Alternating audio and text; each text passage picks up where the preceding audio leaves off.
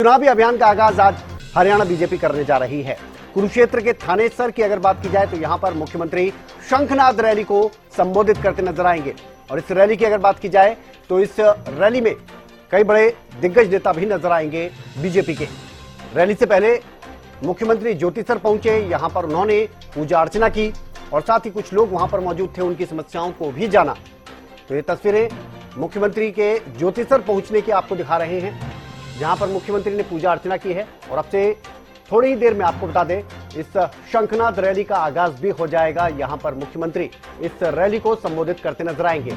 यहां से बीजेपी का चुनावी अभियान जो है उसका आगाज होने जा रहा है और आने वाले दिनों में सभी 90 विधानसभा सीटों में इस तरह की रैली आपको देखने को मिलेगी। तो हरियाणा बीजेपी की अगर बात की जाए तो ये चुनावी शंखनाद आज से होने जा रहा है। दो तस्वीरें आपको दिखा रहे हैं। ज्योतिसर पहुंचकर मुख्यमंत्री की अगर बात की जाए तो उन्होंने आशीर्वाद लिया भगवान का, और दूसरी तरफ गीता जन्मस्थली की अगर बात की जाए यहां पर उन्होंने पूजा अर्चना की और साथ ही यहां कुछ लोग मौजूद थे, उनसे उनकी समस्याओं को भी जाना। तो तस्वीरें आपको दिखा रहे हैं कुरुक्षेत्र की तस्वीरें। कुरुक्षेत्र से आपको बता दें कि चुनावी शंखनाद आज होने जा रहा है हरियाणा बीजेपी का। थानेसर में इस रैली का आयोजन किया गया है। इस रैली की अगर बात की जाए तो भारी संख्या में लोग यहां पर पहुंचे हुए हैं और अब से थोड़ी ही देर में इस रैली का भी आगाज हो जाएगा। अमित तिवारी हमारे पॉलिटिकल राइटर हमारे साथ जुड़ गए हैं, इस चुनावी शंखनाद को बेहतर तरीके से समझते हैं। अमित जी, क्या लगता है ये चुनावी शंखनाद होने जा रहा है और यहां से हम किस तरह से और ज्यादा तेजी से इस अभियान को आगे बढ़ते देखेंगे भारतीय जनता पार्टी के? विनय, निश्चित रूप से यह शंखनाद तो है ही। हालांकि अगर भारतीय जनता पार्टी की बात करें तो वो कभी भी जो थकती नहीं, बैठती नहीं है, लगातार जो है वो रैलियों के माध्यम से, कार्यकर्ता सम्मेलनों के माध्यम से संवाद का सिलसिला जारी रखती है।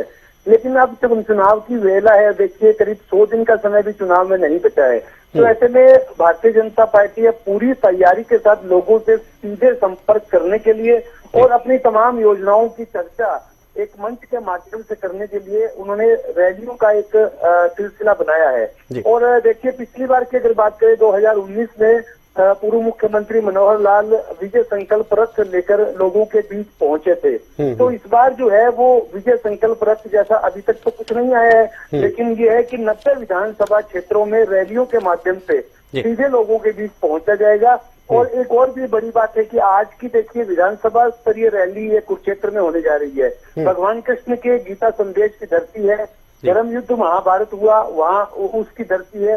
तो यहीं से ही एक तरह से राजनीतिक युद्ध और राजनीतिक संदेश देने की कोशिश जो है इस मंच के माध्यम से की जाएगी।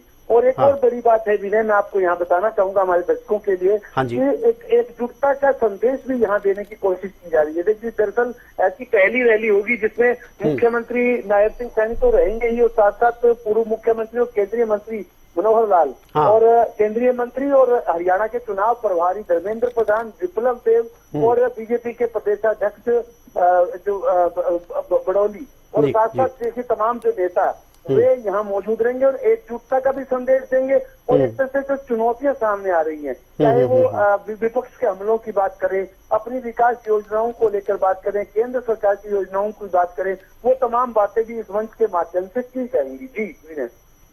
अभी जी, एक चीज और मैं जानना चाह रहा था कि क्या माने अब, क्योंकि एक तरफ तो हम कांग्रेस को अगर देखें तो वो कांग्रेस कई दिनों पहले अपना हरियाणा मांगे हिसाब के जरिए एक अभियान की शुरुआत कर चुकी है। उस चुनावी अभियान की आज से भारतीय जनता पार्टी कर रही है और आने वाले दिनों में अब हम देखें कि पूरा हरियाणा जो है अब चुनावी रंग में ही नजर आएगा।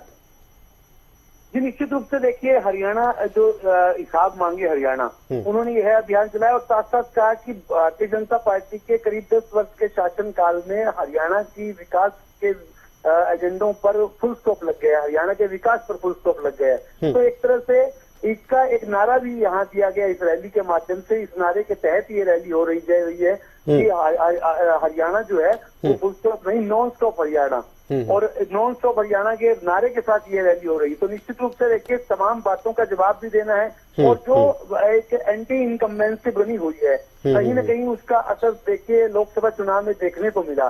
तो उस एंटी इनकम्बेंसी को प्रो इनकम्बेंसी में बदलना है। एक ये बड़ी चुनौती न केवल चुनाव प्रभारी के सामने रहेगी, नायब सिंह सैनी के सामने रहेगी, मोहनलाल भड़ोली के सामने रहेगी, तमाम नेताओं के सामने रहेगी, तमाम भाजपा की टीम के सामने रहेगी। तो ऐसे में उस तमाम चुनौतियों से निपटने के लिए और जो हरियाणा मांगे हिसाब की बात है, उसका हिसाब देने के लिए कि हमने हरियाणा में क्या किया और आपने क्या किया था।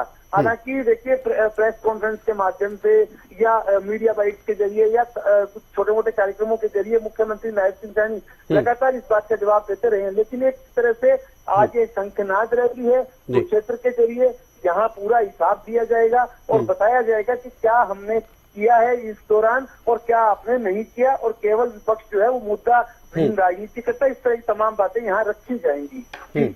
और अमित जी, आपको क्या लगता है, आपका अनुभव क्या कहता है, कुरुक्षेत्र से इस चुनावी शंखनाद का आगाज होना, इसके पीछे क्या वजह आप देखते हैं? देखिए, इसमें विनय आपका सवाल बिल्कुल दुरुस्त है और आज की रैली के जरिए जो संदेश देने की कोशिश की गई है उस लिहाज से भी अहम है। देखिए, एक तो राजनीतिक, मैंने जैसे पहले कहा कि धर्म युद्ध महाभारत की धरती कुरुक्षेत्र है और कोई भी युद्ध का आरंभ हो रहा है तो कुरुक्षेत्र का नाम जरूर आता है कि कुरुक्षेत्र में युद्ध हुआ। तो इसी तरह से ये राजनीतिक युद्ध है, इसका आगाज भी हो रहा है। ज्योतिषर मुख्यमंत्री गए हैं, ज्योतिषर वो स्थली है जहाँ भगवान कृष्ण ने गीता का संदेश अर्जुन को दिया था। तो कृष्ण भगवान के उपदेश की धरती से राजनीतिक संदेश पूरे हरियाणा को देना है, तो यह एक मकसद है। कुरुक्षेत्र से ही मुख्यमंत्री नायब सिंह सैनी सांसद भी रहे हैं और एक तरह से उनका पूरा प्रभाव है, एक वो भी बात जुड़ती है। और दूसरा, जीटी रोड बेल्ट के जो लोग हैं, जीटी रोड बेल्ट की जो सीटें हैं उनमें देखिए, चाहे सोनीपत की बात करें, करनाल की बात करें, कुरुक्षेत्र की बात करें, ये जीटी रोड से जुड़ी हुई सीटें हैं। तो यहाँ भारतीय जनता पार्टी का प्रभाव है।